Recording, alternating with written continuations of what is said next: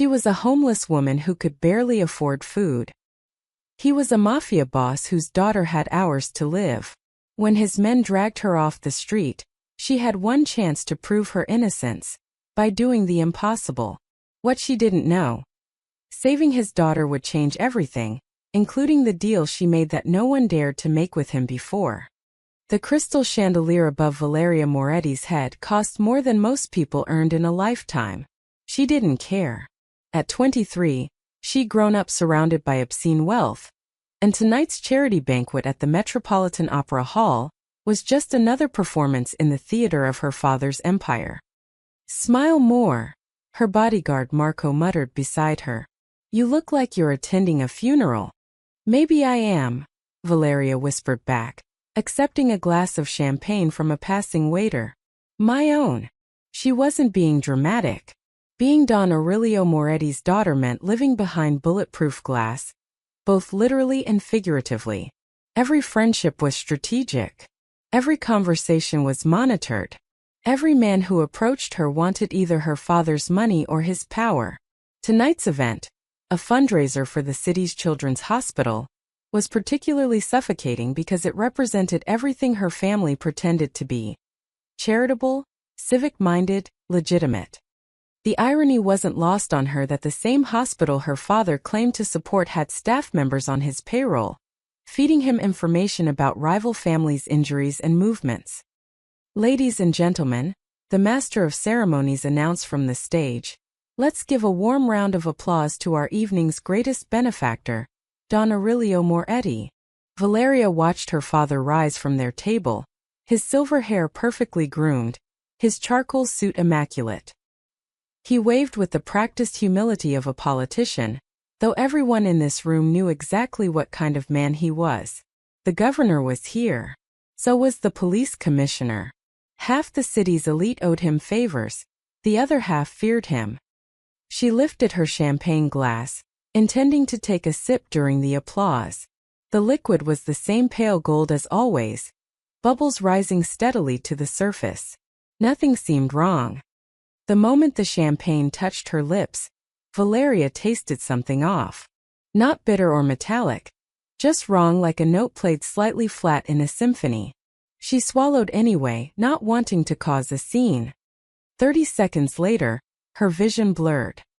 "Marco," she whispered, gripping the edge of the table. "Some things."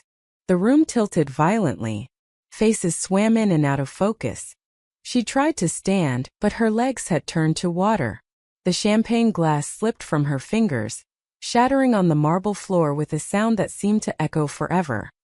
Then she was falling, and the beautiful chandelier above was spinning, spinning, spinning until everything went black.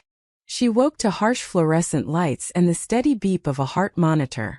The opera hall's grandeur had been replaced by cold, sterile medical equipment. Valeria's throat felt like sandpaper, and when she tried to move, her arms were too heavy. "She's awake," someone said urgently. Her father's face appeared above her, and for the first time in her life, Valeria saw genuine fear in Don Aurelio Moretti's eyes. It was more terrifying than anything else that had happened. "Valeria, can you hear me?" His voice was steady, controlled, but his hand trembled slightly as he touched her face. "What happened?" she managed to whisper. A doctor she didn't recognize stepped forward, his expression grim. "Miss Moretti, you've been poisoned. We've run every test available, but we can't identify the toxin. It's nothing we've encountered before." The words didn't make sense at first. Poisoned? Like something from a medieval story or a spy thriller. Not something that happened to real people at charity banquets. "Fix it," her father said quietly. The quiet was worse than shouting. When Don Aurelio Moretti spoke softly, people died. "Sir, we're trying everything, but—" "How long?" her father interrupted. The doctor hesitated. In that pause, Valeria understood she was dying. The knowledge settled over her like a cold blanket. "Best estimate? Less than 24 hours before her organs begin to shut down. The toxin is attacking her nervous system, but it's unlike anything in our database. Without knowing what it is, we can't formulate an antidote." 24 hours. One day, Valeria had always known her life might end violently. A car bomb, a rival's bullet, a kidnapping gone wrong. But she'd never imagined dying slowly in a hospital bed, poisoned by invisible enemies. Who did this? She asked, her voice stronger now. If she was going to die, she wanted to know why. Her father's jaw tightened. We're finding out. Marco appeared at the foot of her bed. His usually stoic face twisted with fury. Boss, we pulled the security footage. There was a woman near the catering station right by your table. Hooded jacket, couldn't see her face clearly. She was there for maybe 90 seconds, then disappeared into the crowd. Find her, Don Aurelio said. Each word was carved from ice. Bring her to me alive. I want to know who hired her, who made the poison, and where we can get the antidote. Already on it. We've got every soldier on the street. If she's still in the city, we'll have her by midnight. Valeria closed her eyes, exhaustion pulling at her despite the fear. Around her, she could hear her father giving orders, his empire mobilizing for war. But beneath the anger and the urgency, she heard something else, desperation. For all his power, all his money, all his connections, Don Aurelio Moretti couldn't save his own daughter. As consciousness began to slip away again, Valeria wondered if the woman in the hooded jacket knew what she'd done. Did she know she hadn't just poisoned a mafia princess? Did she know she'd started a war? And did she know that in less than one day, unless a miracle occurred, the most powerful crime family on the East Coast would burn the entire city down looking for revenge? Don Aurelio Moretti stood in his private study, watching multiple screens displaying security footage from the opera hall. He'd seen men tortured, cities corrupted, empires built and destroyed. But watching his daughter collapse on that ballroom floor was the worst moment of his 62 years. Rewind it again, he ordered. His tech specialist, a nervous young man named Tommy, scrolled back the footage for the 7th time. The angle was from the corner camera, capturing the catering station where servers prepared drinks before circulating through the crowd. There, Tommy pointed. 11:43 p.m. A figure in a dark hooded jacket moved through the frame. Average height, slim build, hands tucked into pockets. The hood obscured most of the face, but the person moved with purpose, weaving between servers with the confidence of someone who belonged. Don Aurelio leaned closer. The figure paused near a tray of champagne glasses, the same tray that had been delivered to his table 2 minutes later. Her hand, he was certain it was a woman now from the way she moved, emerged from her pocket for just a second. Something small dropped into one of the glasses. The movement was so quick, so practiced that if he'd blinked he would have missed it. Then she was gone, disappearing into the crowd of wealthy donors and politicians. Can you get a better angle on her face? Tommy switched between cameras, but in every frame, the hood remained perfectly positioned to hide her features. She knew where the cameras were, boss. This was planned. Run facial recognition on what we can see. Chin, jawline, anything. Already did. No matches in any database. Not police, not FBI, not even our own files. Don Aurelio's phone buzzed. It was Marco. Talk to me. We've locked down every exit from the city, bridges, tunnels, train stations. TSA's on alert at all airports within 200 miles. If she tries to run, we'll catch her. She won't run, Don Aurelio said quietly. Someone this careful doesn't panic. She's either already gone or hiding in plain sight. Got something else. Talk to the catering company. They swear all their staff was accounted for, but one server's uniform went missing from their van during setup. Our girl walked right in wearing their clothes. Professional, patient, precise. This wasn't some amateur hired off the street. This was an expert assassin. Double the reward, Don Aurelio said. $1 million for information leading to her capture. $2 million for bringing her in alive. Within an hour, the entire city's underworld was buzzing. Every informant, every street-level hustler, every desperate soul looking for a payday was hunting for the hooded woman. The Mafia's network spread like a web, touching every corner, every alley, every forgotten space. Ana Reyes was sitting on her usual spot outside St. Michael's Church, a cardboard sign propped against her worn backpack. Homeless vet, anything helps. It was a lie. She'd never served in the military. But people gave more money when they thought you'd fought for your country. She'd collected $14 that evening when the black van screeched to a stop beside her. 3 men poured out before she could even stand. Strong hands grabbed her arms, her backpack, pulling her off the concrete. "Wait, what are you?" "Shut up," one of them growled, shoving a bag over her head. Anna's survival instincts kicked in. She thrashed, trying to remember the self-defense moves she'd learned years ago in nursing school. But these men were professionals. Within seconds she was in the van, zip ties cutting into her wrists. The vehicle lurched forward, tires squealing. "Please," Anna said, forcing her voice to stay calm despite the terror flooding through her. "I think you have the wrong person." 5'6", slim build, dark hair. One of the men read from his phone. Seen on Bedford Street at approximately midnight. Bedford Street. Anna had walked through there an hour ago, heading from the soup kitchen to her sleeping spot. But that didn't mean anything. Hundreds of people walked Bedford Street every day. "What did I do?" she asked. "You tell us." The drive lasted 20 minutes. When they finally pulled the bag off her head, Anna found herself in a basement that looked like something from a nightmare. Concrete walls. A single chair in the center of the room. Chains hanging from exposed pipes. They tied her to the chair. A door opened, and a man in an expensive suit descended the stairs. He had silver hair and eyes like frozen steel.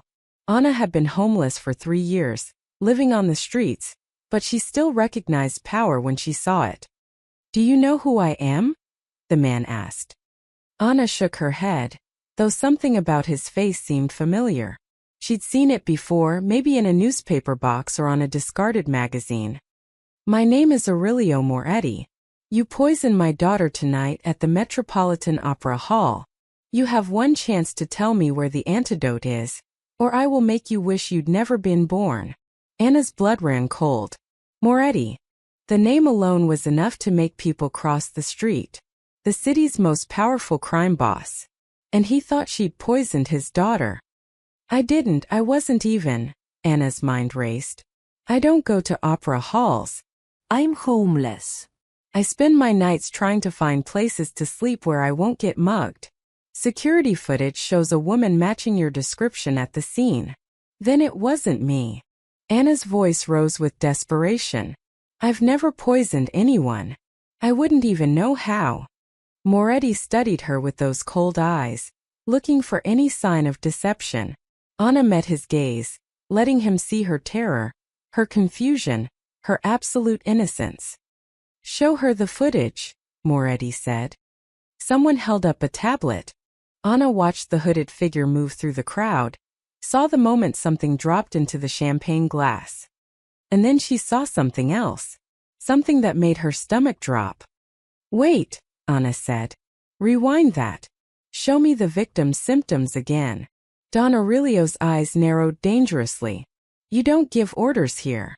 "I'm not," Anna said quickly, her heart hammering against her ribs. "But if you want to save your daughter, you need to listen to me. What symptoms did she show?" "Exactly." Marco stepped forward, his hand moving toward the gun at his waist. "Boss, she's stalling." "No, I'm not." Anna's voice cracked with urgency. "I saw something in that footage. The way the liquid moved when it hit the glass, the timing." She stopped, realizing how insane she sounded. But she'd seen that pattern before years ago in a completely different life. Don Aurelio raised a hand, stopping Marco. "You have 30 seconds. Talk." Anna took a shaky breath. "Your daughter. After she drank, how long before she collapsed?" "Approximately 30 seconds. Vision problems?" Blur doubled. Moretti's expression shifted slightly. "Yes. How did you?"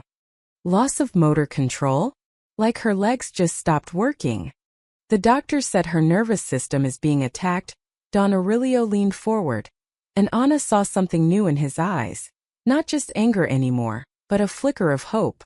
What do you know? Anna's mind was racing through memories she tried to bury. The pediatric intensive care unit. The small body on the gurney. The frantic calls to toxicology specialists who couldn't arrive in time. It's a synthetic compound, she said. Derived from a modified batrachotoxin. That's a poison found in certain tropical frogs, but engineered to be faster, more lethal. It blocks sodium channels in nerve cells, essentially short-circuiting the body's electrical system. The room went silent. Everyone was staring at her. The conventional tests won't find it, Anna continued, her professional training taking over despite her terror. It's not in any standard database because it's not natural. Someone made it in a lab. The 24-hour timeline is accurate, maybe generous. Without intervention, her respiratory system will fail as the toxin reaches her brainstem. Don Aurelio moved so fast that Anna flinched. But he didn't strike her. Instead, he pulled out his phone and dialed. Put me through to Dr. Chan. Now. Moments later. Chan, I'm putting you on speaker. I have someone here who claims to know what's killing Valeria. A synthetic batrachotoxin derivative. Does that make sense with what you're seeing? A tired voice came through the phone. Where did you get that information? We just got preliminary results back from a specialist in Boston. He suggested it might be an engineered neurotoxin, but we didn't have specifics. Is he right? Moretti interrupted. A pause. If he's correct about the compound, yes, it fits perfectly. Explains why our standard toxicology panels came back negative. But how does he know this? Anna spoke up, her voice steadier now. And I know because I've seen this poison before. 3 years ago, I was a pediatric nurse at Mercy General. We had a case. A 12-year-old boy who'd been used as a test subject by someone developing biological weapons. Same compound, same symptoms. We couldn't save him. The silence that followed felt like a physical weight. Who are you? Don Aurelio asked quietly. Ana Reyes. I worked at Mercy General for 7 years. Specialized in toxicology cases, rare exposures. I was good at my job, her voice caught. Until I wasn't. Marco pulled out his phone, typing rapidly. Boss, I'm pulling up her employment records now. Ana Maria Reyes, registered nurse, terminated 3 years ago. He stopped reading. Says here she was let go for violating protocol during a critical patient case. I tried to save that boy, Ana said, memories flooding back. The parents screaming. The hospital administrator's cold voice. The internal investigation. The antidote existed, but the hospital couldn't authorize the expense without insurance approval. $10,000 for an experimental treatment. I broke into the pharmacy, tried to administer it anyway. By the time I got the dose prepared, it was too late. He died. And I got fired, lost my license, lost everything. She looked directly at Don Aurelio, no longer caring what happened to her. That boy died because the hospital's funding had been cut. And you want to know why their funding was cut? Because someone was extorting them, demanding protection money, bleeding them dry. I found out later who was behind it. She let the accusation hang in the air. Your organization, Mr. Moretti. Your men. So if you want to talk about who's responsible for killing innocent people, maybe you should look in a mirror. Marco's gun was out instantly, pressed against Anna's temple. Say another word. Stand down, Don Aurelio said softly. Boss, she just. I said stand down. Marco holstered his weapon, but his eyes promised violence later. Don Aurelio studied Anna with newfound interest. She saw him processing everything. Her knowledge, her history, her accusation. When he spoke again, his voice was different. Not softer but more calculated. Dr. Chun, he said into the phone. Is she correct about the poison? If this is accurate, yes. This would explain everything we're seeing. Then we need someone who understands this toxin to save my daughter. Don Aurelio's gaze never left Anna's face. You said you've seen this before. That means you know how to treat it. I know the theory, Anna admitted. But that boy died because we didn't have the right resources in time. You'll have every resource in this city at your disposal. It's not that simple. Then make it simple. Save my daughter. Anna looked at the man who'd terrorized her city, whose money had contributed to a child's death, who now held her life in his hands. And she saw a father willing to do anything to save his child. Just like those parents 3 years ago. I have conditions, Anna said. The room erupted. Marco lunged forward, but Don Aurelio held up his hand again. His eyes locked on this homeless woman who'd just done something nobody had done in decades. She tried to negotiate with the devil himself. Marco laughed, a harsh, disbelieving sound. Did she just say conditions? Boss, let me handle this. Everyone out, Don Aurelio said calmly. Except her. Boss. Out. The room emptied within seconds, leaving only Anna tied to the chair and Don Aurelio standing before her. The silence was somehow worse than the threats had been. You have courage, Moretti said finally. Stupidity too, but courage. Let's hear these conditions. Anna's mouth was dry, but she forced herself to speak. First, I need confirmation that you'll actually let me try to save her. Not just torture me for information and then kill me anyway. If you save Valeria, you walk away free. You have my word.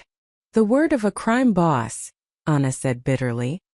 The word of a father. Something flickered in his eyes, something almost human. Whatever you think of me, Miss Reyes, I love my daughter more than this empire. If you can save her life, I'll give you anything. Money, protection, a new identity anywhere in the world. Anna believed him. That was the terrifying part. I don't want money, she said. I want Mercy General Hospital left alone. Completely. No more protection rackets, no more extortion, no more bleeding their budget dry. They need to be able to afford life-saving treatments without choosing between paying you or saving patients. The silence stretched out.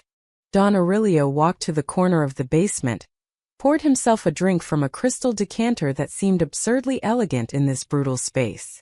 He took a slow sip, considering. You're asking me to give up a revenue stream worth $2 million annually. I'm asking you to stop contributing to people's deaths. Do you know how many hospitals, businesses, and establishments pay us for protection? He turned to face her. Hundreds. If I make an exception for Mercy General, every one of them will demand the same. My authority depends on consistency. Then be consistently better, Anna shot back. Or let your daughter die. Your choice. It was a massive gamble. Anna had no leverage, no power, nothing but the knowledge in her head. If Don Aurelio decided to torture the information out of her instead, she couldn't stop him. But she'd also read him correctly. He was desperate. Let's say I agree, Moretti said slowly. What guarantee do I have that you'll actually save her?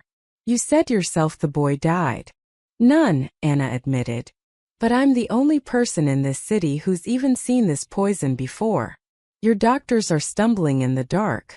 I at least know what we're fighting. Don Aurelio finished his drink, set the glass down with a soft click. If you fail, if my daughter dies, our agreement is void. I'll burn Mercy General to the ground just to make a point about what happens when people try to manipulate me. If I fail, your daughter is dead. I don't think you'll care much about revenge after that.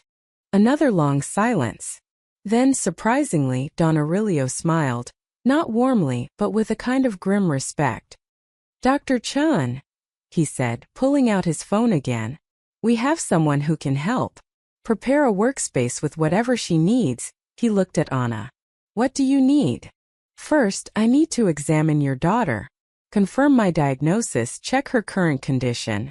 Then I need access to detailed information about whoever created this poison. This isn't something you cook up in a basement. It requires serious expertise, lab equipment, rare compounds. We're working on identifying the poisoner. It's not the poisoner I'm worried about, Anna said.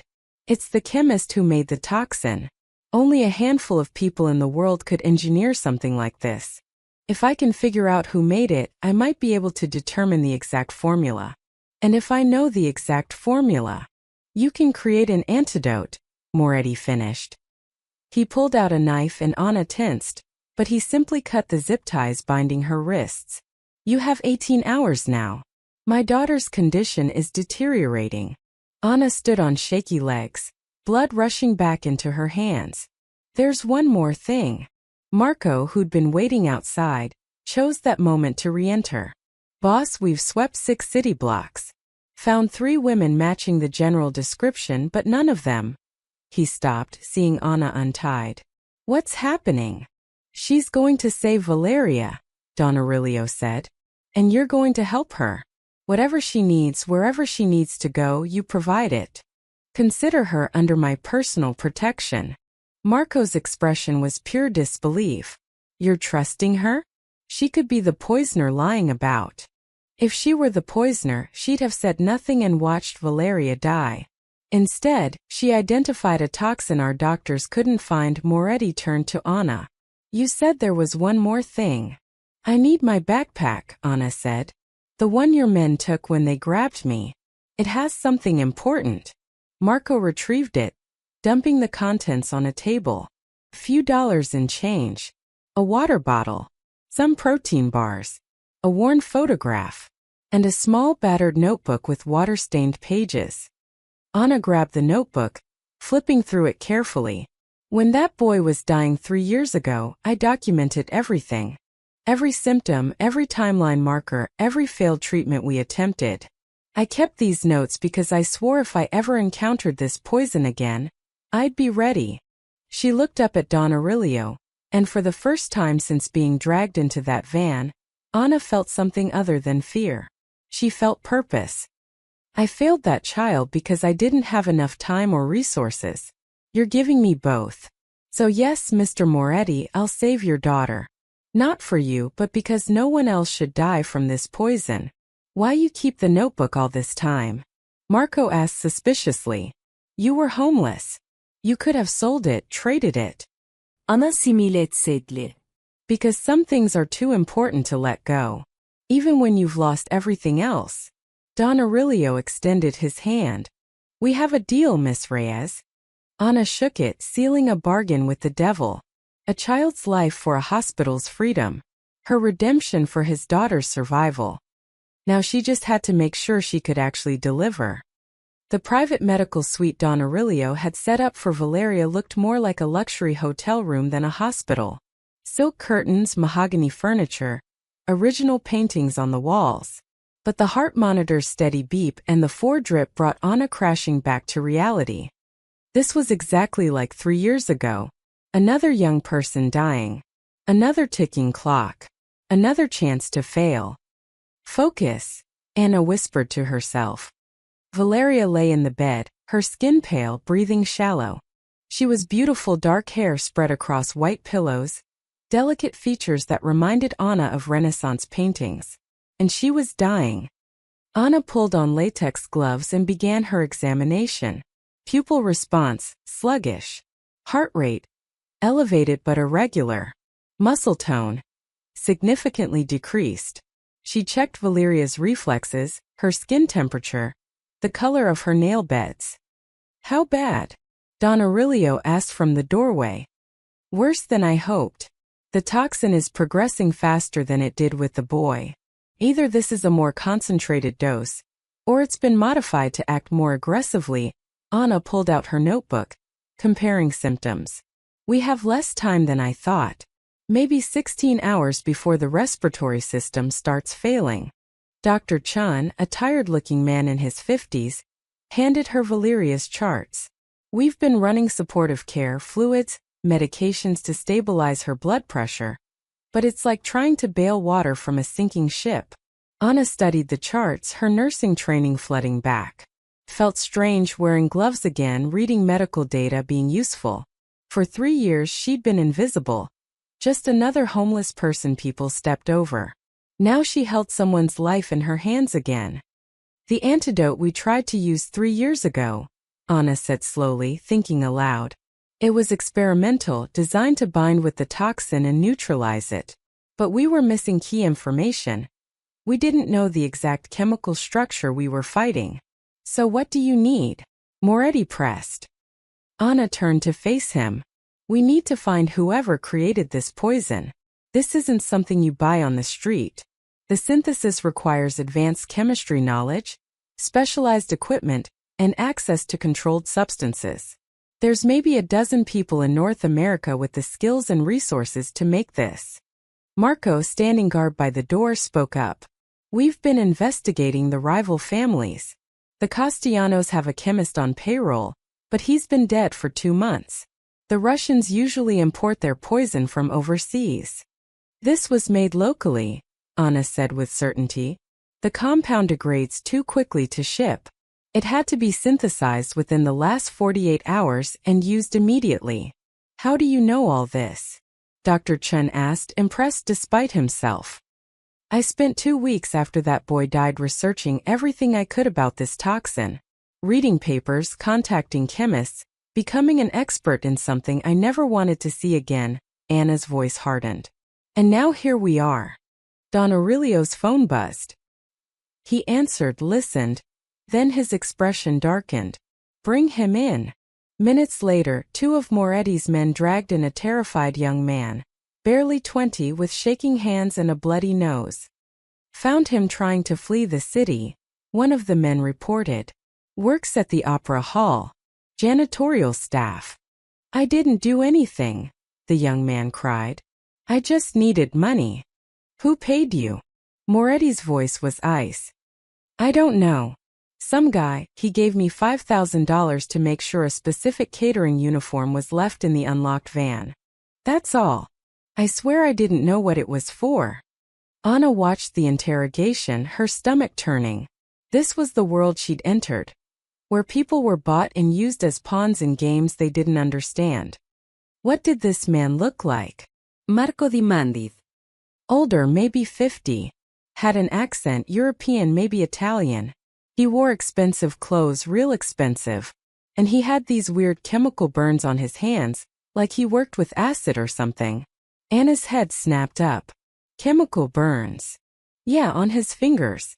Fresh ones too, still pink. She grabbed Marco's arm. That's our chemist. Someone who works with dangerous compounds regularly. The burns are occupational. Happens when you handle certain reagents without proper protection.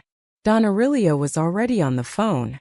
I want every chemist in the tri-state area investigated. Focus on people with European backgrounds, chemistry degrees, and access to advanced labs. Check universities, pharmaceutical companies, private research facilities. I want names in 1 hour. Wait, Anna said, a terrible realization dawning. 3 years ago, after the boy died, I tried to find out where that toxin came from. I tracked down rumors about an underground chemist who called himself the alchemist. They said he worked for the highest bidder, creating custom poisons, designer drugs, anything for the right price. You have a name. No one knew his real identity, but the stories all mentioned he operated out of the old industrial district near the docks. That area is controlled by the Casaro family, Marco finished grimly. Our biggest rival. The pieces clicked into place. This wasn't a random assassination attempt. This was calculated personal warfare. Don Aurelio's face was unreadable, but Anna could see the fury burning behind his eyes. Don Casaro has been quiet for months. Too quiet. If the alchemist works for Casaro, Anna said, then the antidote, if one even exists, is probably in his lab. And that lab is in enemy territory. How do we know there is an antidote? Dr. Chun asked. Any good chemist who creates a poison also creates the cure, Anna explained. Insurance policy. You never know when you might accidentally expose yourself or need leverage. If the alchemist made this toxin, he made an antidote too. Don Aurelio pulled out his phone again. Get me everything we have on Casaro's operations in the dock district. Blueprints, guard rotations, everything. Boss, going into Casaro territory is a declaration of war, Marco warned. My daughter is dying. We're already at war, he turned to Anna. Can you identify this lab if you see it? Anna thought about the chemical burns the sophisticated synthesis required, the timeline. Yes, but we need to move fast. Even if we find the antidote, I'll need time to verify it's safe and administer it properly. How much time do we have? Anna checked her watch, did the mental calculation, and felt her stomach drop. 18 hours has become 16. We need to be back here with that antidote in 12 hours maximum, or even the cure won't save her. Don Aurelio looked at his daughter, unconscious and fading. Then he looked at Anna, this homeless woman who'd become his only hope. Then we leave in 10 minutes. Marco, assemble a team. Miss Reyes, you're coming with us. If we find the alchemist's lab, I need you to identify what we're looking for. I haven't been in a fight in years, Anna protested. You won't be fighting. Marco will keep you safe. Your job is to save my daughter. His job is to make sure you survive long enough to do it. As the room erupted into organized chaos, men checking weapons, pulling up maps, making plans, Anna looked down at her worn clothes, her dirty hands, and wondered how a woman who'd spent 3 years sleeping on sidewalks had ended up planning a raid into enemy territory with the Mafia. But she knew the answer. Redemption never came easy, and some debts could only be paid in blood, sweat, and impossible choices. The clock was ticking. Valeria Moretti had 12 hours left. And Ana Reyes was going to war. The black SUV rolled through the city streets at 2 in the morning, headlights cutting through fog that had settled over the waterfront. Anna sat in the back seat between Marco and another guard whose name she hadn't caught. Both men were armed. Both looked at her like she was either a miracle worker or a con artist. They hadn't decided which yet.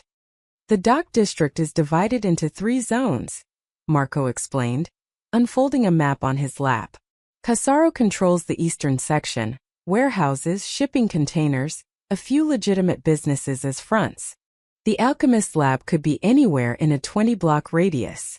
That's a lot of ground to cover in 12 hours, Anna said.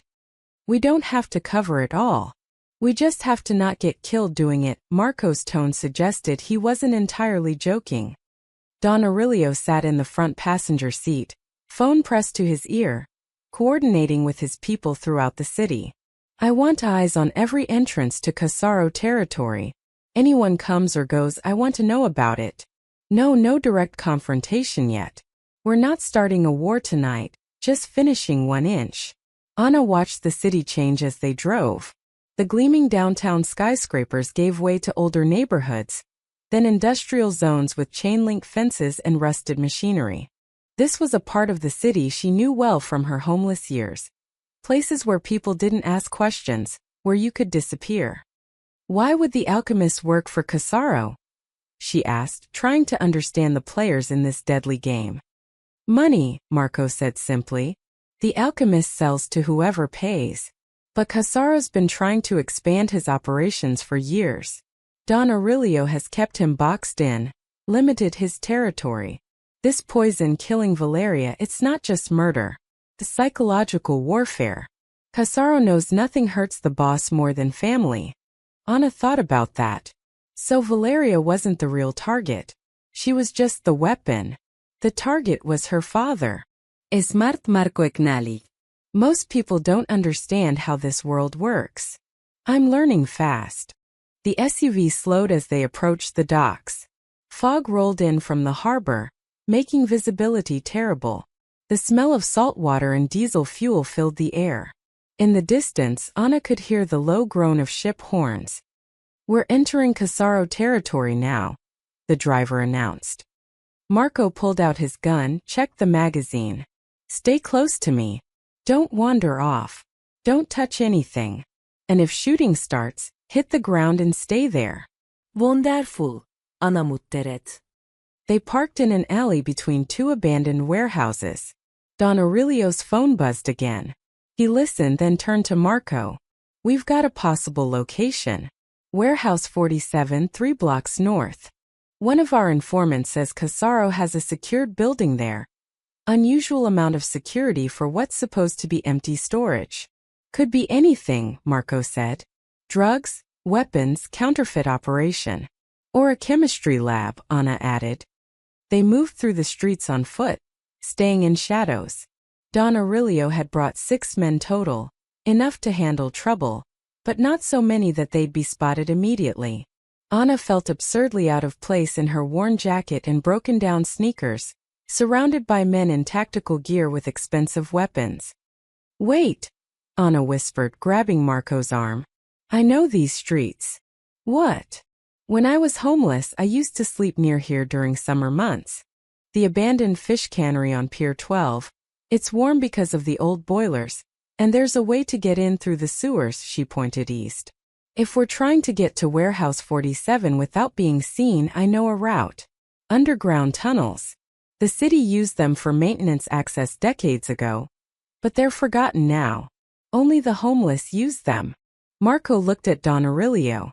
"Boss, you know these tunnels?" Don Aurelio asked Anna, his tone sharp. "You can navigate them." "I lived down there for 3 months one winter. I know them better than the streets above." Anna saw the doubt in their faces. "Look, you brought me along because I understand the poison, but I also understand survival in this city.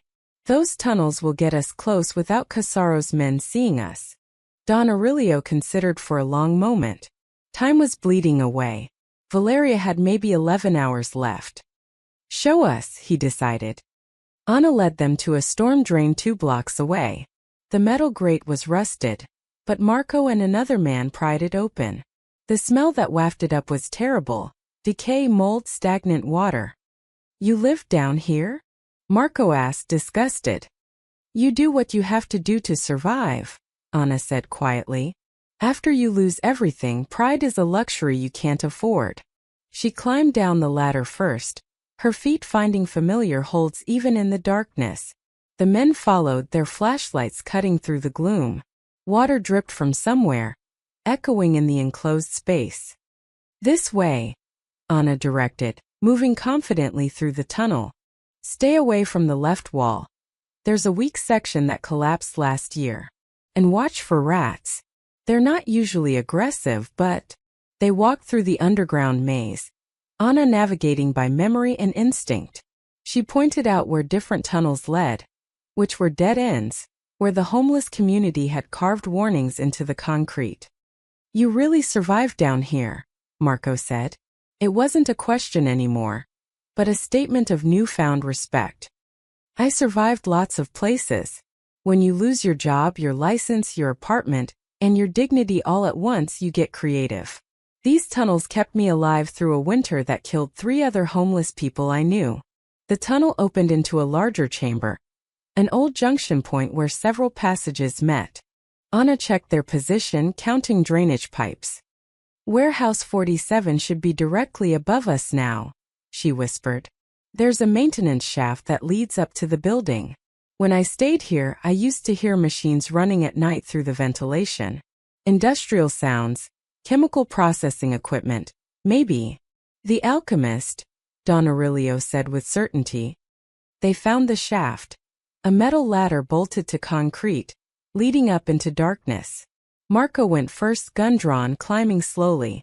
He reached a hatch, tested it carefully, then pushed it open. "Clear," he called down softly. One by one, they climbed up and found themselves in a basement storage area. The air smelled different here, sharp, chemical, dangerous. Anna's nursing instincts recognized it immediately. "That's benzene and acetone," she whispered. "Common solvents for organic synthesis. We're in the right place." Marco signaled his men to spread out. They moved through the basement silently, professionally. Anna stayed close to Marco, her heart pounding. Upstairs, they could hear footsteps, voices speaking in Italian. 2 guards, maybe 3, Marco assessed. "We need to get past them without alerting the whole building." "Wait," Anna said, noticing something. "Look at the ventilation system. See how it's configured? That's not standard warehouse setup. Someone modified this to handle toxic fumes. The lab isn't upstairs, it's down here, deeper in the basement. Labs that work with dangerous compounds need to be below ground for safety and secrecy." Don Aurelio smiled, the first genuine smile Anna had seen from him. "You're earning your freedom, Miss Reyes." They moved deeper into the basement, following the chemical smell and the hum of ventilation equipment. Around a corner behind a reinforced steel door, they found it. The alchemist's laboratory. And standing in front of it were 4 armed guards who definitely weren't expecting visitors through the sewers. For a frozen moment, everyone stared at each other. Then all hell broke loose. Marco moved before Anna could even process what was happening. His gun came up and he fired 2 suppressed shots. The first guard dropped. The second managed to shout a warning before Marco's team took him down. "They've alerted the building," one of Moretti's men yelled. Footsteps thundered from above. Shouts in Italian echoed through the warehouse. An alarm began to wail. "Get that door open," Don Aurelio ordered, remarkably calm despite the chaos. "We need what's inside that lab." Marco shot the electronic lock, then kicked the steel door. It buckled but held. He kicked again and this time it flew open, revealing a laboratory that looked like something from a pharmaceutical company. Stainless steel equipment, glass beakers and tubes, chemical storage cabinets with hazard warnings. And sitting calmly at a desk, making no move to flee, was an older man with silver hair and chemical burns on his hands. The alchemist. "Don Aurelio," the man said in accented English-Italian, just as the janitor had described. "I wondered when you would arrive. Took you longer than I expected. Where's the antidote?" Anna demanded, pushing past Marco into the lab. The alchemist's eyes slid to her with interest. "And who might you be?" "Not one of Moretti's usual thugs. The person who's going to save his daughter." "Where is it?" Gunfire erupted from the floor above. Casaro's reinforcements arriving. Marco positioned his men at the doorway, returning fire up the stairs. The confined space made every shot deafening. "We don't have time for this," Don Aurelio said, pulling his own weapon and aiming it at the alchemist's head. "The antidote. Now." "I don't have it," the alchemist said simply. Anna's heart sank. "What do you mean you don't have it?" "I created the poison as commissioned." "But the antidote? That wasn't part of the contract." "Don Casaro didn't pay for a cure, only for death," he smiled. "Although I did synthesize a potential counter-agent. For my own protection, you understand. But I gave it to Don Casaro as insurance." "Where is Casaro?" Marco shouted over the gunfire. "Probably in his estate, celebrating." The alchemist pulled out a phone, completely unafraid of the gun pointed at him. "Would you like me to call him? I'm sure he'd enjoy gloating." Don Aurelio snatched the phone and dialed the last number. It rang twice before a gruff voice answered. "Ah, Aurelio," Don Casaro said, his tone dripping with satisfaction. "I assume you found my little gift." Anna could hear the speaker clearly in the confined lab. Don Aurelio's hand tightened on the phone, but his voice remained controlled. "You poisoned my daughter." "I killed your daughter," Casaro corrected. "She's dead already, Aurelio. You just don't know it yet. How does it feel? How does it feel to be powerless for once in your miserable life?" "I'll burn your empire to the ground." "You're welcome to try. But first you'll watch your precious Valeria die."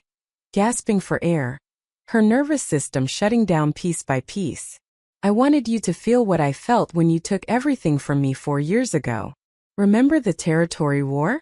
When you destroyed my operations in the North District. That was my legacy. My life's work. And you crushed it like it was nothing." Anna saw the bigger picture now. This wasn't about business or territory. This was personal vendetta, years in the making. Casaro had struck at the one thing Aurelio loved more than power. "I have your chemist," Don Aurelio said coldly. "Keep him. I'm done with him anyway." The alchemist's confident expression finally cracked. "I want the antidote," Don Aurelio continued. "Name your price." There was a long pause. Then Casaro laughed, a harsh, bitter sound. "My price? You on your knees, Aurelio. Public, in front of both families. You kneel before me and acknowledge that I am your superior. Kiss my ring like the subordinate dog you are. Do that, broadcast it to every family in this city, and maybe, I'll give you the antidote in time to save her. The line went dead. Anna watched Don Aurelio's face. For a moment, she saw a father weighing his pride against his daughter's life. Then his expression hardened into something terrifying. Marco, secure the alchemist. He's coming with us. You can't save her without Casaro, the alchemist said nervously. The antidote is specifically calibrated to neutralize my compound. Nothing else will work. Then you're going to recreate it, Anna said, already moving through the lab, checking equipment and chemical supplies. You made the poison. You can make the cure. It took me 3 weeks to develop the original counteragent. You have what, 10 hours? Impossible. Anna grabbed him by his burned hand, squeezing hard enough to make him wince. That boy who died 3 years ago? The one who was your test subject? He was 12 years old. His name was Marcus Chen. He liked dinosaurs and wanted to be a paleontologist. And he died screaming because of something you created. I didn't kill him. You might as well have Anna's voice was steel. Now you're going to save someone. For once in your miserable life, you're going to create something that heals instead of destroys. And you're going to do it in the next 10 hours, or I will personally make sure that Don Aurelio does things to you that will make you beg for death. The alchemist looked at this fierce homeless woman, then at Don Aurelio's cold eyes, then at Marco's gun. I'll need my equipment, and specific compounds from that storage cabinet.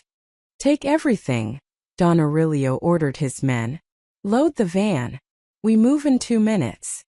More gunfire from above. Casaro's men were getting closer. Boss, we're pinned down, one of Marco's team shouted. They've blocked the stairwell. The tunnels, Anna said.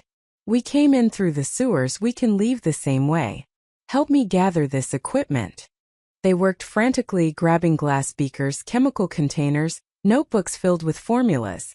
The alchemist directed them with increasing cooperation. Clearly, he valued his life more than his loyalty to Casaro. Move, Marco ordered, laying down covering fire as they retreated toward the basement hatch. They climbed down into the tunnels one by one, passing equipment through carefully. Anna went last, helping to lower a case of delicate chemicals. Just as she descended, she heard Casaro's men breach the lab above. They went underground. Send men through the storm drains. Marco slammed the hatch shut and jammed it with a metal rod. That'll buy us minutes, maybe. They ran through the tunnels, Anna leading again, splashing through water, the chemical equipment weighing them down. Behind them they could hear pursuit. Voices echoing through the underground passages. Left here, Anna directed. There's a junction that splits 3 ways. We can lose them. They emerged 20 minutes later from a different storm drain, 6 blocks from where they'd entered. The SUVs were waiting, engines running. As they loaded the equipment and sped away from Casaro territory, Don Aurelio's phone buzzed with a text message. From Don Casaro. 10 hours left, Aurelio. My offer stands. Kneel or she dies. Choose wisely. Anna looked at the stolen lab equipment, at the alchemist shaking in the back seat, at the chemical formulas that might save Valeria's life. We don't need him, she said quietly. We'll make our own miracle. Don Aurelio met her eyes in the rearview mirror. In that moment, Anna saw something she never expected to see in a mafia boss's face. He believed in her. Now she just had to believe in herself. They converted a storage room at Mercy General Hospital into an improvised laboratory within 30 minutes. Anna had insisted they work here rather than Don Aurelio's private facility. She knew this hospital, knew the staff, and more importantly, she knew where everything was. Dr. Chan helped set up the alchemist's equipment while Anna scrubbed in properly for the first time in 3 years. The hot water on her hands, the harsh soap, the familiar ritual, it all came flooding back. I never thought I'd be doing this again, she murmured. You were always meant to be a nurse, Dr. Chun said quietly. He'd been one of the doctors on duty when Marcus died, had watched Anna's career implode. What happened 3 years ago? That wasn't your fault. Tell that to Marcus's parents. Marcus died because the system failed. You tried to save him. Anna dried her hands, looked at her reflection in the mirror. 3 years of street life had aged her, carved lines into her face, but her eyes were still steady, still determined. Let's make sure Valeria doesn't die the same way. The alchemist sat at a workbench, Marco's gun trained on him from across the room. Don Aurelio stood by the window, making phone calls, coordinating his empire even as his daughter lay dying floors above. The base compound requires precise pH levels, the alchemist explained, his hands moving through the chemicals. The original antidote works by binding to the toxin's molecular structure and rendering it inert. But the synthesis is delicate. One miscalculation and it becomes poison itself. Then don't miscalculate, Marco said coldly. Anna reviewed the alchemist's notes, her nursing knowledge combining with the research she'd done 3 years ago. This step here, you're using a catalyst that speeds the reaction, but it also increases instability. If we substitute with a slower-acting agent, we get a more reliable compound. The alchemist looked at her with surprise. You understand organic chemistry. I understand saving lives. Chemistry is just the tool. They worked in focused silence, mixing compounds, testing pH levels, running calculations. Anna felt alive in a way she hadn't for years. This was her purpose, her calling. Not sleeping in doorways or begging for change, but this using her mind and training to pull someone back from death's edge. Don Aurelio's phone rang. His expression darkened as he listened. Repeat that, he said sharply. Then to Marco. Casaro's men are moving. 20 vehicles spotted heading toward the city center. Intel says they're targeting this hospital. Anna's blood ran cold. He knows we're here. Casaro has informants everywhere. He probably tracked us from the docks. Don Aurelio was already issuing orders. I want every available man at Mercy General in 15 minutes. Lock down all entrances. Evacuate non-essential staff. How long until the antidote is ready? Marco asked Anna. She checked the mixture, calculated the remaining steps. At least 4 hours. Maybe 5 inch. We don't have 5 hours if Casaro attacks. Then you'll have to hold them off, Anna said, not looking up from her work. Because I'm not rushing this. If I make a mistake, Valeria dies anyway. Alarms began blaring throughout the hospital. Dr. Chun burst into the room. We're evacuating patients to other facilities, but we have 47 people who can't be moved safely. ICU cases, post-surgical patients. They stay, Don Aurelio decided. Marco positioned men on every floor. Priority is this room and Valeria's suite. Everyone else is secondary. Boss, with all respect, there are innocent people here. And my daughter is one of them. Don Aurelio's voice was ice. Casaro wants a war? He'll get 1 inch. Anna watched medical staff scrambling, patients being wheeled toward ambulances, Moretti's armed men taking positions throughout the building. This was her fault. By bringing the alchemist here, by choosing this hospital, she'd made Mercy General a war zone. Just like she'd destroyed it 3 years ago by breaking protocol. Focus, she told herself again, returning to the synthesis. The first gunshot came 20 minutes later. A sharp crack from the street level. Then another. Then the steady chatter of automatic weapons fire. They're here, someone shouted. Marco grabbed his radio. All units, defensive positions. Do not let anyone reach the 3rd floor. Anna's hands shook as she measured out a precise amount of reagent. The alchemist was right, this required absolute precision. One mistake and the compound would be useless or lethal. You're doing fine, Dr. Chun said, reading her anxiety. Just like old times. Old times got a child killed. Old times tried to save a child against impossible odds. There's a difference. Gunfire intensified. Glass shattered somewhere below. Anna heard shouting, screaming, the chaos of violence invading a place meant for healing. They've breached the ground floor. Marco's radio crackled. Holding at the stairwells. Don Aurelio moved to the door. I'm going to check on Valeria. Boss, you should stay here. That's my daughter up there. If Casaro's men break through, I will not let her die alone. He left, flanked by 2 guards. Anna watched him go, understanding for the first time why people feared and followed him. Aurelio Moretti was many things: criminal, killer, tyrant. But he was also a father who would burn the world for his child. Just like Marcus's parents would have done anything to save their son.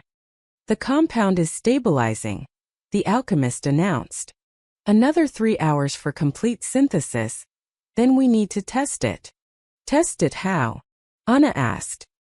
Ideally, on a subject with similar physiology who's been exposed to a sublethal dose. We don't have test subjects and we don't have time. When this antidote is ready, we're giving it to Valeria and praying it works. An explosion rocked the building. The lights flickered. Anna grabbed the workbench to steady herself, protecting the delicate glassware. What was that? The alchemist yelped.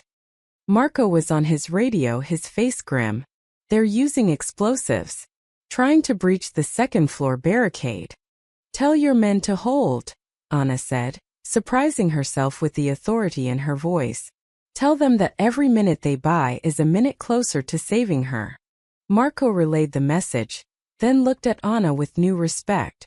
You should have been a general, not a nurse. I'm both right now. She turned back to the synthesis, blocking out the gunfire, the explosions, the screaming. Around her, Dr. Chan and 2 other nurses who'd refused to evacuate worked frantically, preparing for equipment, setting up monitoring systems, readying Valeria's room for the antidote administration. These people were risking their lives for a mafia princess. But Anna understood why. In a hospital, you didn't ask whose daughter someone was. You just tried to save them. Another explosion, closer this time. Dust fell from the ceiling. The building's structure groaned. Second floor breached, the radio screamed. They're coming up. Fall back to the 3rd floor. Marco ordered. Protect the lab and Valeria's suite at all costs. Anna heard boots pounding in the hallways, orders being shouted in Italian, the sustained fire of weapons. Men were dying. All because she'd agreed to save one girl. No, she reminded herself. All because Casaro had poisoned an innocent woman to hurt her father. All because of grudges and revenge in a world where human lives were just chess pieces. The binding agent is setting, the alchemist said, his voice shaking. 2 more hours. 2 more hours. Valeria had maybe 6 hours of life left. They were cutting it impossibly close. Don Aurelio's voice came over Marco's radio. Whatever happens, no one enters Valeria's room. No 1 inch. Understood, boss. Anna measured, mixed, monitored the chemical reactions with absolute concentration. Around her, Mercy General Hospital had become a battlefield. But in this converted storage room, she was doing what she'd always been meant to do. She was fighting death itself. And this time she was going to win. The gunfire had been quiet for 20 minutes. An eerie silence that felt more ominous than the chaos. Anna didn't trust it. She kept working, her hands steady despite the adrenaline coursing through her veins. Phase 2 complete, she announced, checking the compound's color against the alchemist's notes. We need to let it crystallize for 90 minutes, then dissolve it in a saline solution. The alchemist nodded, slumped in his chair with exhaustion. Marco stood guard by the door, his weapon ready, his face spattered with someone else's blood. How many? Anna asked quietly. How many what? How many people died tonight? Marco's jaw tightened. 3 of ours. At least 8 of theirs. And 2 hospital security guards who tried to help. He looked at her. You feeling guilty? Shouldn't I? You didn't start this war. You're just trying to survive it. Dr. Chan appeared in the doorway, looking haggard. The wounded are stable. We set up a triage area in the cafeteria. Some of Casaro's men we captured. Do you want me to treat them? Anna answered before Marco could. Yes. Treat everyone. That's what doctors do. They tried to kill us, Marco objected. And we'll save them anyway. Because that's the difference between a hospital and a battlefield. Marco studied her for a long moment, something shifting in his expression. You really believe that? I have to. Otherwise, what's the point of any of this? He holstered his weapon and leaned against the wall. Take a break. Both of you. The compound needs time anyway. I'll watch The Alchemist. Anna realized she was shaking from exhaustion. When was the last time she'd eaten? Slept? The adrenaline had been masking her body's limits. She stepped into the hallway, found a quiet corner, and slid down the wall to sit on the floor. A position she'd perfected during her homeless years. Dr. Chun joined her, bringing 2 bottles of water and some crackers from a vending machine. Fancy meal, Anna said with a weak smile. Better than nothing. He opened his bottle, took a long drink. I need to tell you something. About Marcus. Anna's throat tightened. I don't want to talk about him. His parents don't blame you. They never did. How would you know? Because I stayed in touch with them. After you disappeared, after everything fell apart, I checked on them. They asked about you. They wanted to thank you for trying. Anna felt tears burning her eyes, the first she'd allowed herself in 3 years. I broke into the pharmacy. I violated every protocol. I got myself fired and blacklisted. You tried to save their son when everyone else had given up. And he died anyway. Yes, Dr. Chen's voice was gentle. He died. But not because you failed him. He died because this hospital didn't have the resources to save him. And you want to know why we didn't have those resources? Anna looked at him, already knowing the answer. The Moretti family had been extorting us for 2 years. 20,000 a month in protection fees. That money came from our budget, from equipment, from medication, from emergency funds. The antidote that could have saved Marcus? We couldn't authorize the expense because the Moretti family had bled us dry. The words hung in the air. Anna had known on some level, but hearing it said aloud made it real in a way it hadn't been before. So I'm saving the daughter of the man who killed Marcus. You're saving an innocent girl who had nothing to do with her father's crimes. Just like Marcus was innocent. Dr. Chan put a hand on her shoulder. And maybe, just maybe, you're also making sure that what happened to Marcus never happens again. You made Moretti promise to leave the hospital alone, right? Anna nodded. Then Marcus's death might finally mean something. Because you're using it to protect other children. They sat in silence for a while. Down the hall, Marco was visible through the lab's window, watching the alchemist work. The bodyguard had seemed like just another violent thug when Anna first met him. But tonight she'd seen something different.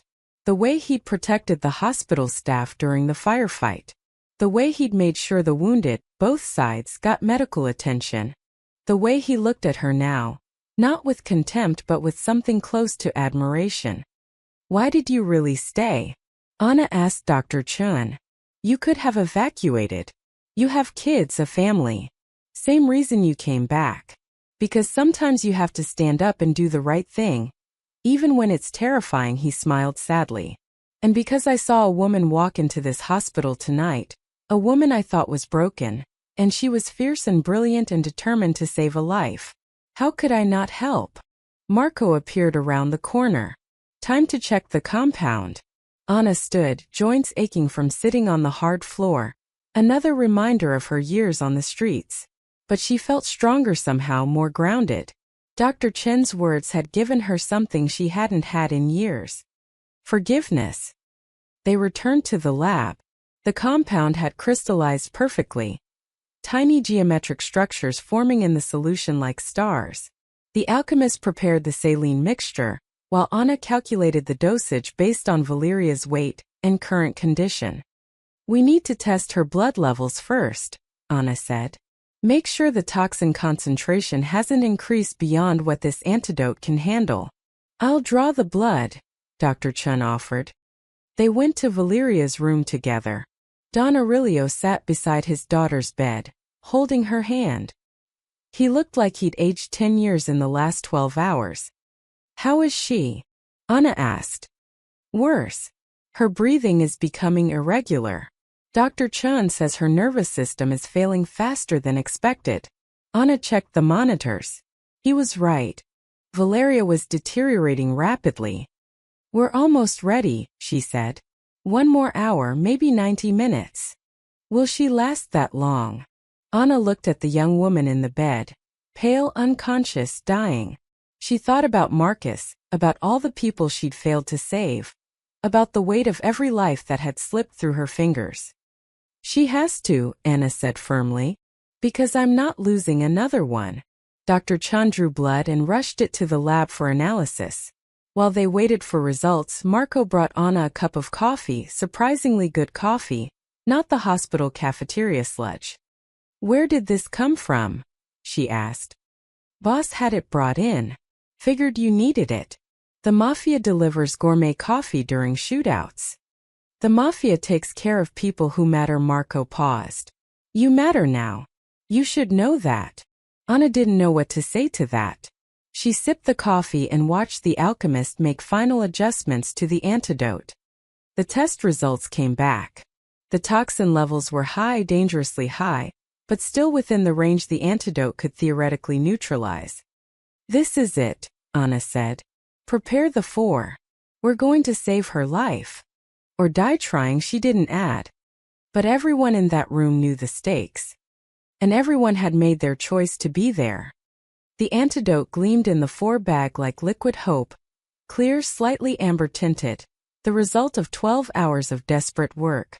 Anna held it up to the light, checking for any precipitation or contamination.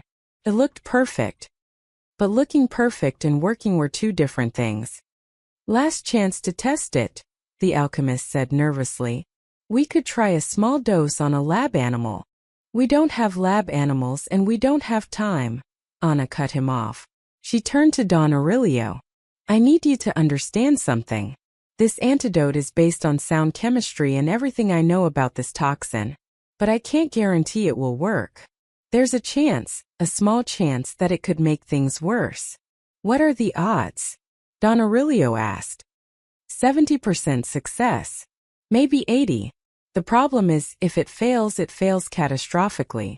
The interaction could accelerate the toxin's effects. So we could kill her faster. Yes. Don Aurelio looked at his daughter. Valeria's breathing was shallow, irregular. Her skin had taken on a grayish pallor. The monitors showed her nervous system continuing its shutdown. If we do nothing, she dies, he said quietly. Yes. Within the next 2 hours, probably less. Then we have no choice. He touched Valeria's face gently. Do it. Anna's hand shook slightly as she hung the 4 bag. Dr. Chun helped her connect it to Valeria's central line, adjusting the flow rate. They calculated the dosage 3 times, checked their math from every angle. But math couldn't account for human biology's unpredictability. Starting the infusion, Anna announced, opening the clamp. This will take 30 minutes to fully administer. The reaction should begin within 10 minutes if it's going to work. Everyone watched the clear liquid drip through the tube into Valeria's vein. Anna positioned herself by the monitors, ready to intervene if things went wrong. Marco stood near the door, his hand on his weapon, as if he could shoot death itself if it tried to enter the room. 5 minutes passed. Nothing changed. 7 minutes. Valeria's breathing remained shallow. 10 minutes. Anna checked her pulse, still weak, still irregular. It's not working, the alchemist whispered. Give it time, Anna said, though her own confidence was cracking. She'd been so certain, so determined. But what if she was wrong? What if this was Marcus all over again? Another life she couldn't save, another failure to add to her collection. 12 minutes. Anna noticed something. Her breathing just deepened. Did you see that? Dr. Chun leaned closer. You're right. Respiratory rate is improving, 17 breaths per minute, up from 14-inch. Could be a final surge, the alchemist said. Sometimes the body rallies before. Shut up, Marco growled. 15 minutes. Valeria's eyelids fluttered. She's regaining consciousness, Anna said, hardly daring to believe it. Pupil response is improving. Heart rate is stabilizing. Don Aurelio gripped his daughter's hand tighter. Valeria? Can you hear me? A soft moan. Then Valeria's eyes opened, confused, unfocused, but open. Papa. Her voice was barely a whisper. The sound of that single word broke something in Don Aurelio's face. The cold, controlled mafia boss dissolved, replaced by a father who just watched his daughter return from death's door. Tears ran down his cheeks unchecked. I'm here, sweetheart. I'm here. Anna monitored the vitals with growing hope. Every indicator was improving. Oxygen saturation rising, heart rhythm steadying, neural responses returning to normal ranges. The antidote was working. The binding agent was neutralizing the toxin, giving Valeria's body a chance to heal. 25 minutes. Valeria was fully conscious now, weak but aware. What happened? She asked. I remember the banquet, the champagne tasting wrong, and then. You were poisoned, Don Aurelio said. But you're going to be fine now. Valeria's gaze shifted, finding Anna standing by the monitors. Who are you? I'm Anna. I'm a nurse. I helped prepare your antidote. You saved my life. I had help. Anna gestured to Dr. Chan, to the equipment, to the room full of people who'd fought to keep her alive. But she didn't mention the alchemist sitting nervously in the corner. Some truths could wait. The 4-bag emptied. Anna removed it carefully, checking the insertion site for any adverse reactions. Everything looked good. Better than good, it looked miraculous. We should keep her monitored for the next 24 hours, Anna told Dr. Chan. Make sure all the toxin is neutralized and there's no secondary organ damage. Agreed. But the crisis is over, Dr. Chan smiled. The first genuine smile Anna had seen from him since she'd arrived. You did it, Anna. You actually did it. She had. After 3 years of failure and guilt and sleeping on streets, Ana Reyes had saved a life. Marco stepped forward, extending his hand. You earned your freedom tonight. The boss keeps his promises. Ana shook his hand, feeling the calluses of a man who'd spent the night fighting. And the hospital? He'll keep that promise too. Don Aurelio looked up from his daughter's bedside. Mercy General is free from my organization's involvement. Effective immediately. No more protection fees, no more interference. You have my word, Miss Reyes. And I'll ensure the hospital receives a generous anonymous donation to replace the years of revenue they lost. Make it a very generous donation, Anna said. Enough to establish a fund for expensive emergency treatments. So no other family has to watch their child die because they can't afford the antidote. Consider it done. Valeria squeezed her father's hand weakly. Papa, I heard gunshots. What happened? Nothing you need to worry about. Just business being settled. But Anna knew it wasn't settled. Casara was still out there. The alchemist was a loose end. And the night's violence had opened wounds that would take more than medicine to heal. As if reading her thoughts, Don Aurelio's phone rang. He listened for a moment, his expression hardening back into the cold mask she'd first seen in that basement. Understood. I'll handle it personally. He hung up and looked at Marco. Casaro just received word that Valeria survived. He's making moves, calling in favors, rallying his allies. He knows if she lives, he's lost his leverage.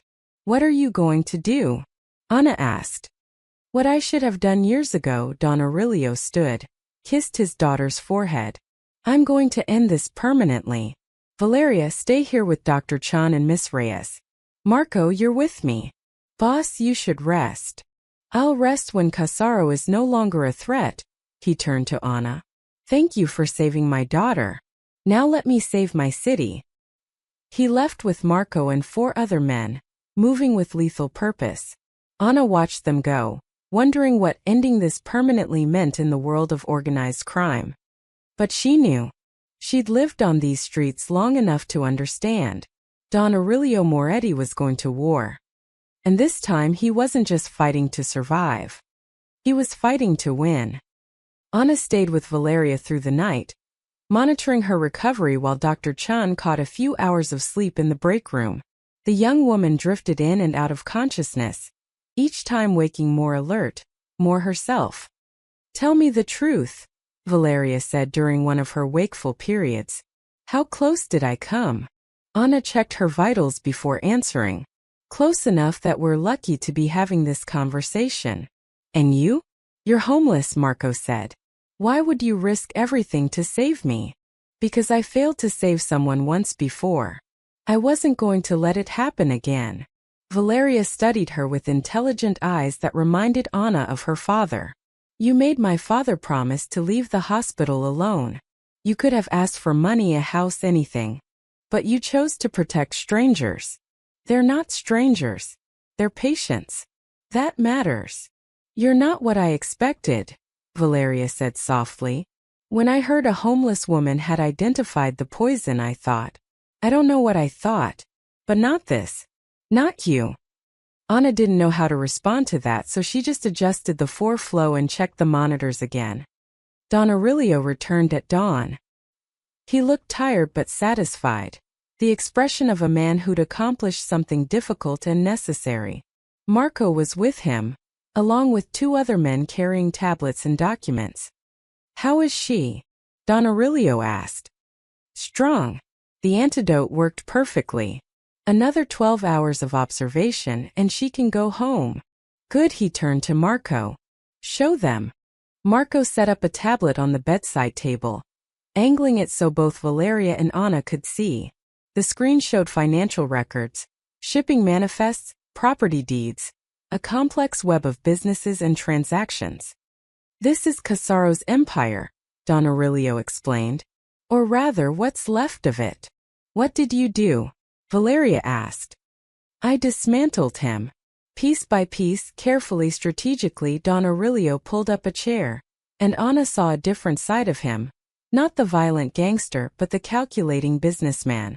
Casaro's power came from 3 sources: money, political connections, and fear. "So I removed all 3-inch.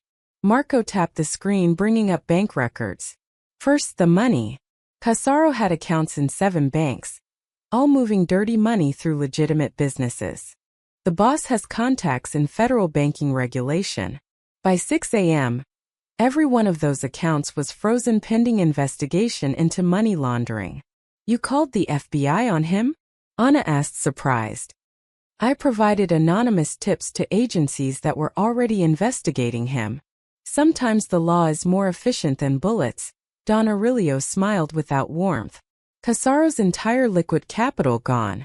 His businesses can't operate without cash flow." Another screen. "Second, his political protection. Casaro had 3 city council members, 1 judge, and a police captain on his payroll. I had Marco deliver evidence of their corruption to their political opponents in internal affairs. By morning, all of them were under investigation. The judge has already resigned." "You burned his bridges," Valeria said, understanding. "Better. I made him toxic. No politician will touch him now, not when association means career suicide." A third screen showed what looked like communication records. Third, his organization itself. Casaro's operation depended on loyalty from his lieutenants. "So I made them an offer: immunity from prosecution and a generous severance package if they walked away. No violence, no revenge, just a clean exit from the life." "How many took it?" Anna asked. "All but 2. Turns out loyalty goes only so far when your boss just tried to start a war that got dozens of men killed for personal revenge." Don Aurelio's voice was cold. "The 2 who refused have been encouraged to retire from criminal activity permanently." Anna didn't ask what that meant. By sunrise, Casaro's money was frozen, his political protection gone, his organization scattered, and his reputation destroyed. He went from being one of the most powerful men in this city to being radioactive in 8 hours. "Where is he now?" Valeria asked. "Hiding in his estate with maybe a dozen loyal men. No money to pay them. No future to offer them.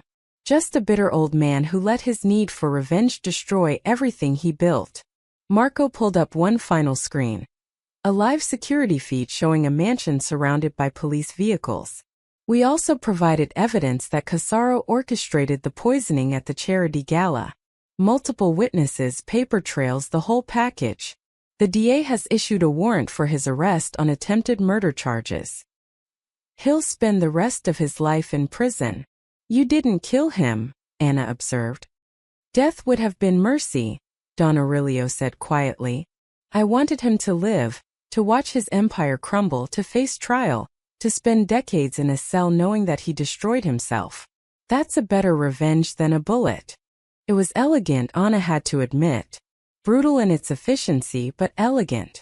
Don Aurelio had waged war without firing a shot, at least not at Casaro directly. He'd used the man's own actions against him, turned the system Casaro had corrupted into the weapon that brought him down. What about the alchemist? Anna asked. Also in federal custody, charged with manufacturing illegal bioweapons and multiple counts of conspiracy to commit murder. He's cooperating fully in exchange for a reduced sentence. Don Aurelio looked at Anna. The poison he created, all formulas, all notes, all samples have been destroyed. No one will die from that toxin again. Valeria reached for her father's hand. It's over. It's over. You're safe. The threat is eliminated. And I didn't have to burn the city down to do it. Anna saw the pride in his eyes. Not just pride in victory, but pride in the method. Don Aurelio had proven he could be more than a blunt instrument of violence. He could be surgical, strategic, devastating in his precision. It made him more dangerous than ever. But it also made him something else. As Anna watched him hold his daughter's hand, explaining how he'd protected her without starting a bloodbath, she saw what Valeria must have always known. Beneath the monster was a man capable of choosing restraint when it mattered. Miss Reyes, Don Aurelio said, turning to her. We had an agreement. You saved my daughter, and I would let you go free. But I'd like to make you a different offer. I'm listening. You're a skilled nurse who's been out of work for 3 years through no fault of your own. I have resources and connections.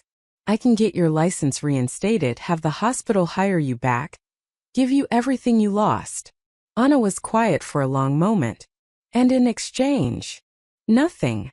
No strings, no obligations. You earned this through what you did tonight. I don't want my old job back, Anna said slowly, the words surprising even herself. I can't go back to who I was. Too much has changed. Then what do you want?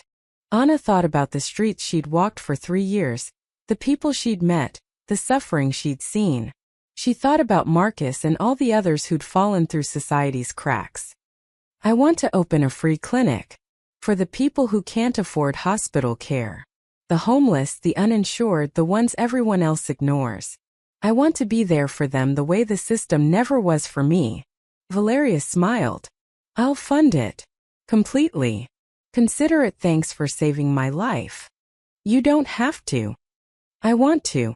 Every person you help will be someone who didn't have to die like I almost did. Valeria's voice was stronger now, determined. Let me do something good with my father's money. Please. Anna looked at this young woman. Privileged, protected, but genuine in her desire to help. And she looked at Don Aurelio, who nodded his approval. All right, Anna agreed. A free clinic. For the people who need it most. Marco will help you find a location, Don Aurelio said. And provide security. The streets can be dangerous. I know. I lived on them. Not anymore, Marco said with something that might have been a smile. Not anymore.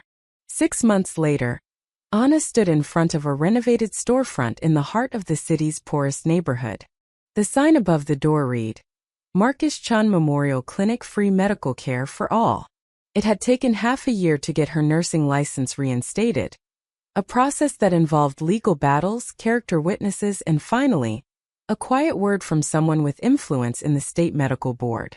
Anna suspected Don Aurelio had made a phone call, though he'd never admitted it.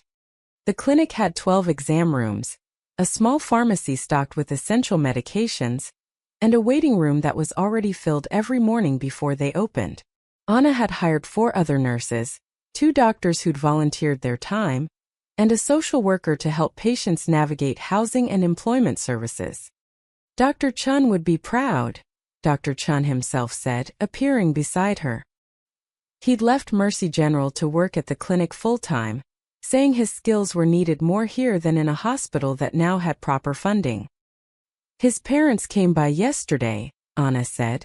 They want to establish a scholarship fund in his name for nursing students from low-income families. That's beautiful. It is. Anna watched a young mother carry her feverish child through the door. 6 months ago, that mother would have had nowhere to turn, would have watched her child suffer because a hospital visit cost too much. Now she had options. Now she had hope. The clinic's funding came from Valeria, who'd proven to be more than just a grateful patient. She'd become a true partner, visiting weekly, helping with administrative tasks, even volunteering in the waiting room. The Mafia princess who'd grown up in mansions now spent her time in one of the city's roughest neighborhoods, and she did it with genuine joy. Anna. Valeria called from inside. We need you. Multi-car accident on Highway 9. Ambulances are overwhelmed. They're sending overflow patients here. Anna grabbed her medical bag and moved into action, her team mobilizing efficiently. This was what she'd trained for. Not the politics of hospital administration or the constraints of insurance companies, but direct, immediate care for people who needed it. They treated 7 patients from the accident, setting bones, stitching wounds, stabilizing injuries until they could be transported to hospitals for surgery if needed. Anna worked alongside her staff, her hands steady, her mind clear. This was redemption. Not the dramatic kind from movies, but the daily grinding work of choosing to show up and help over and over again. As the sun set and the last patient was transported, Marco arrived with takeout. He'd gotten into the habit of bringing dinner when Anna worked late, which was most nights. Busy day? He asked, setting bags of food on the break room table. They're all busy days. Anna washed her hands, peeled off her gloves. 3 years ago, I was sleeping in an alley 6 blocks from here. Now I'm running a clinic. It's surreal. You earned it. Marco had changed too in subtle ways. He still worked for Don Aurelio, still carried a gun, but he'd also started volunteering at the clinic security, teaching self-defense classes to homeless women, using his skills to protect rather than intimidate. How's Valeria? Anna asked, though she'd seen her that afternoon. Talking about medical school, if you can believe it. Says watching you work inspired her. Marco smiled, something he did more often now. The boss doesn't know whether to be proud or terrified. He should be proud. She's brilliant. So are you. Anna met his eyes, saw something there that had been building for months.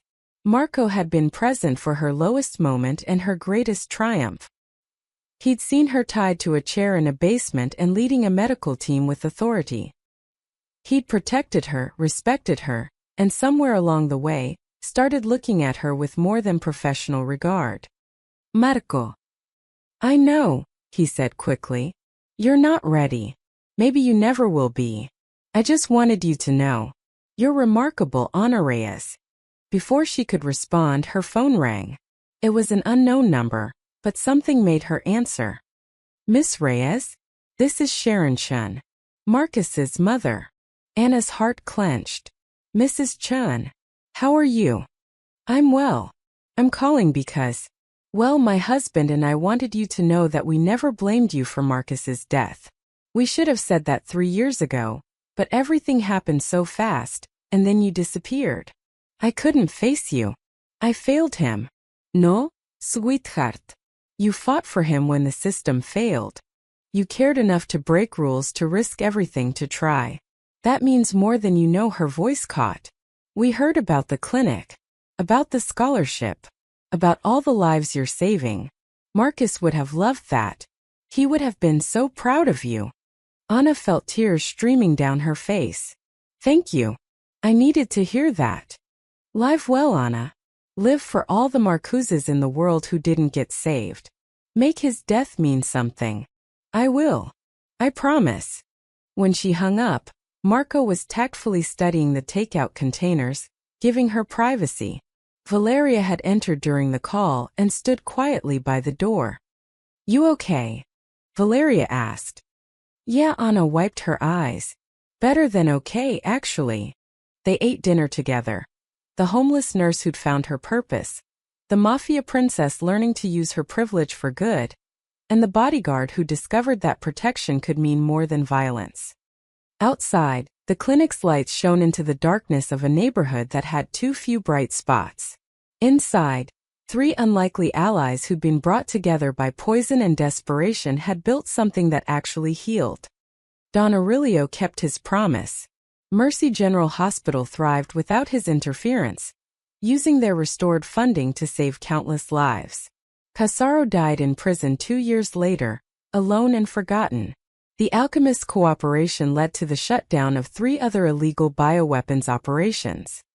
And Ana Reyes, who'd lost everything and been given one impossible chance, proved that redemption wasn't about grand gestures or dramatic transformations. It was about showing up every day, doing the work, helping one person at a time. 3 years on the streets had taught her survival. One desperate night had taught her purpose. And every day since had taught her that sometimes the best revenge against a cruel world was simply refusing to let it make you cruel too. The Marcus Chan Memorial Clinic treated its 100,000th patient 3 years after opening. Anna was there for every single one. She never slept on the streets again. And she never forgot what it felt like to be invisible, which made her see everyone else more clearly. In the end, a mafia boss's daughter lived because a street woman refused to accept that some lives weren't worth saving. And an entire community became healthier because 2 women from opposite worlds decided that privilege and poverty didn't have to be permanent states, that people could change, could grow, could choose to be better than their circumstances demanded. The poison that nearly killed Valeria Moretti ended up healing more than just one life. It healed an entire neighborhood. And 2 souls who desperately needed redemption.